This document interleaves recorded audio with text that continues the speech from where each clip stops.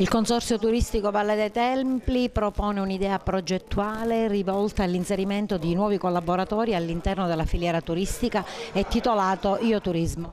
Sì, il progetto Io Turismo è un'idea voluta fortemente dal Consiglio di amministrazione del Consorzio Turistico Valle dei Templi.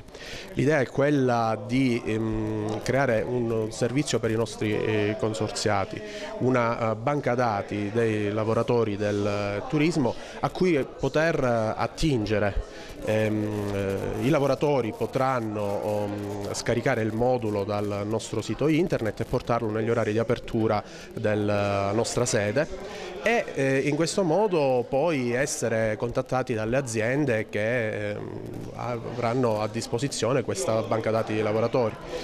Come sarà articolato il progetto? Gli albergatori, in generale le aziende del turismo, in questo periodo si trovano in difficoltà a reperire dei collaboratori che abbiano un minimo di qualifica e soprattutto la disponibilità a collaborare.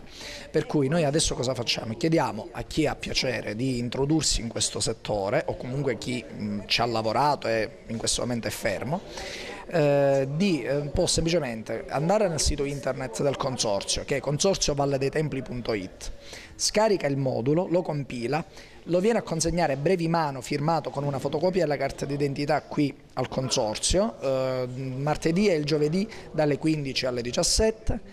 E poi in questa maniera va a far parte di un, come dire, di un archivio a cui le aziende poi accederanno. La cosa che io reputo importante è che noi in questo momento non stiamo parlando di aria fritta, cioè noi abbiamo già delle richieste di figure professionali, giardinieri, autisti, animatori, camerieri, cuochi, lavapiatti. Sono delle figure professionali che già i nostri colleghi, noi raccogliamo circa 60 aziende, già ci hanno comunque sollecitato e richiesto.